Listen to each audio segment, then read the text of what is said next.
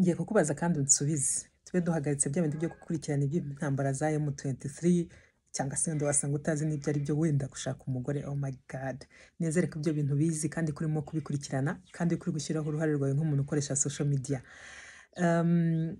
Rero ndashaka kukubaza, uri umuntu wenda gushyira umukobwa mu mago, wenda ushobora kuba utarabimusaba ariko utangiye kujya ujya iwabo kugira ngo umumenye neza urebe yuko byose birimo gukomeza guhura, cyangwa se mu kimwe watangiye kujya iwabo kubera ko wamaze no gutera ivi, dore ko abenshi musigaye mutangira kujya kumenya famiye z'umuntu mwamaze gutera ivi, ibintu bitari byiza rwose, ntabwo ari byiza, ariko musigaye mumaze kubyiharaza, mwatwemeje ukuntu ntacyo bitwaye, natwe nyine nta kundi twabigenza twarabyemeye, ariko ubundi burya icyiza cyane kurusha ibindi ntabwo wakagombye gutera ivi umukobwa utaramenya iwabo.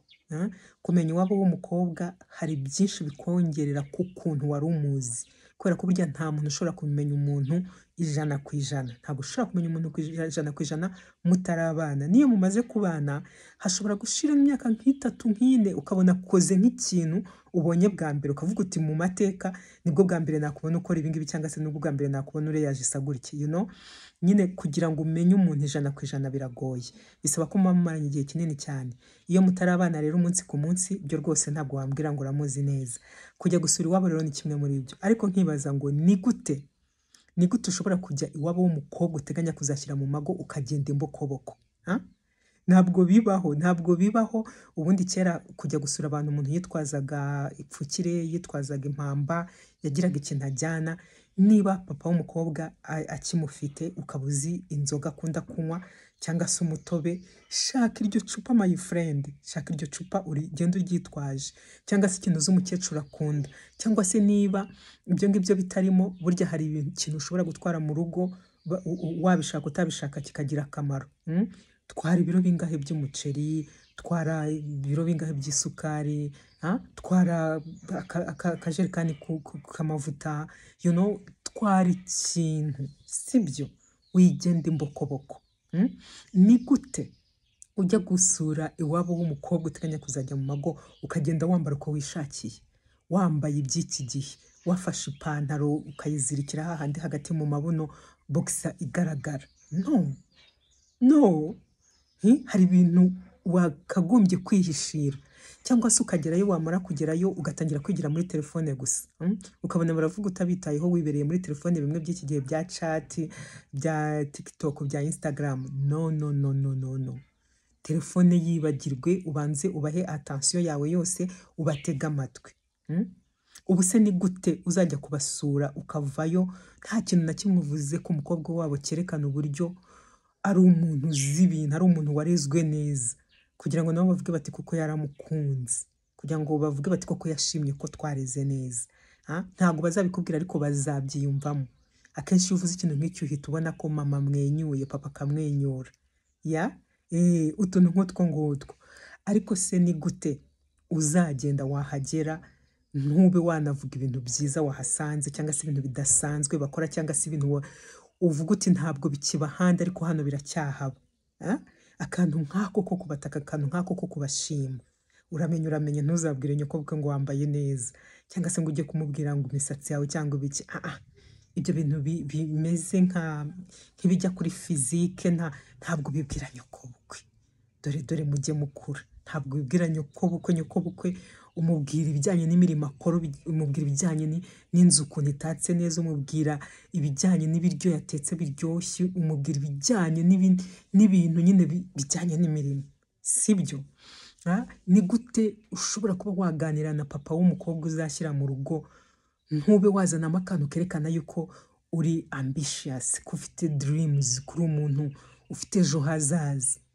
Ntabwo mvuze ngo wirate, ngo uvuge ibintu cyangwa ibindi umeze nk'uri kwitaka ibintu bitanahari, ahubwo ni ukumubwira nyine, ukanyuzamo muri kuganira mufite aho mugeze, ukaba wagira ibintu nk'ibyo ukomozaho, cyangwa se ukamugisha inama, cyangwa se ugakomoza ku byo wakora, akantu nyine kerekana yuko wamwitayeho kandi uramwadmiring, you admire him. Ni umuntu udasanzwe kuri wowe, ni umuntu koko washishikazwa nuko yakubera sobukwe, sibyo? Ni gute ushobora kuba wagera ahantu nka gutyo ukaba wakwitwara uko ubonye. Cyangwa se ukahava nta kantu k'akari mukozi kandi bakoraga ibintu byose uri kureba wicaye gusa. No, mufashe, mufashe.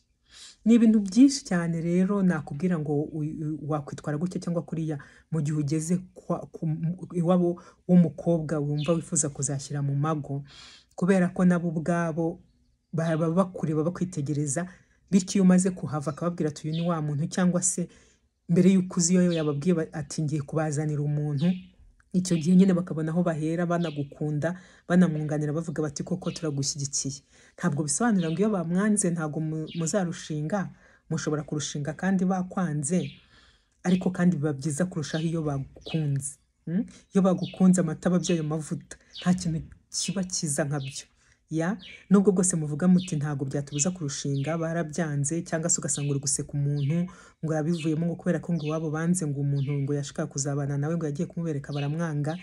My dear, burya famiye ni ikintu gikomeye cyane, umuryango ni ikintu gikomeye cyane, dusa naho muri iyi minsi tutagiha agaciro gikwiriye, ariko umuryango ni ikintu gikomeye cyane. Iyo rero umuryango ugushyigikiye nta kintu gisa neza cyangwa se kiryoha nkabyo, nta n'ikintu kigufasha mu buzima nkabyo.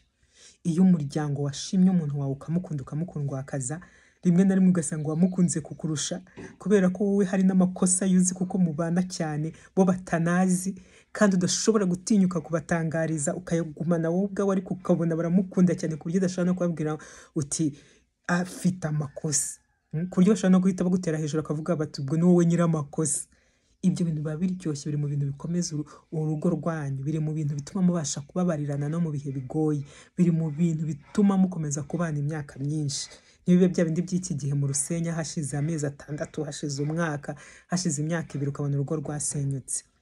Burya urugo akenshi rusenywa nuko mwigize ba nyamwigendaho, mwabaye babiri nyine mwumva ko mugiye kubaka urugo rwanyu, which is good, which is okay, ariko iyo urugo rwanyu rugiyemo n'umuryango kandi umuryango ukaza urushyigikiye, biba ari ibintu byiza cyane, kuko nanone hari imiryango nayo iza kwinjira mu rugo ariko ije kurusenya. Ntabwo ibyo twabyirengagiza. Ni kimwe nuko usanga abantu ari abavandimwe ariko bagahora bapfa ibintu bituma buri munsi umwe adatera imbere.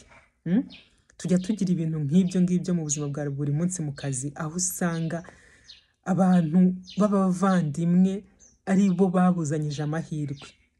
Ubwo mpise ntekereza nko muri byo bintu bya expropriation, gutanga ingurane, ugasanga abantu abandi bose muturanye babonye ingurane y'ubutaka bwabo kubera ibintu bigiye gukorerwa aho ngaho, ariko mwebwe mwarayibuze kubera amakimbirane ari hagati yanyu nk'abavandimwe.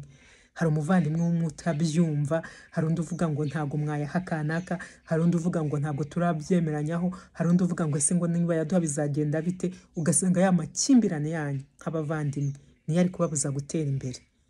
Ntabwo ari rero mu muryango nk'uwo mvuga, ndimo ndavuga muri wa muryango ushyize hamwe. Wa muryango ushyize hamwe ni ingenzi cyane. Iyo wabashyigikiye mu kubaka urugo ruragenda rukaba rwiza pe, rukaba rwiza, rukaryoha, rugatera imbere, kwabarina bikoroha, gukundana bikaba akarusho, kandi noneho nyine mukaba mufite icyizere cyo kubana akaramata. Kubana akaramata hari abajene bajya bibaza ngo ariko se bimera gute? Ni gute umuntu yabana n'umuntu imyaka yose? Umva, uko imyaka ishira bigenda birushaho kuba byiza. None se kuki utajya wibaza impamvu utageraho ngo urambirwe ngo kuki ababyeyi banjye ari bo mfite? Kuki se utageraho ngo urambirwe ngo uvuge ngo kuki aba bavandimwe ari bo nagize?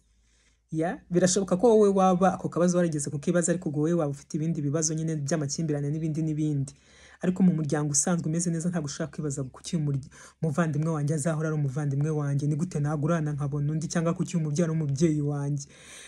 Niyo umaze kuba umugabo n'umugore imyaka uko iba myinshi nuko biba bimeze. You are a family. You are a family. Ntabwo mufite gahunda yo kuyibreakinga, kubera ko when you break yourself, your couple, you breaking a family.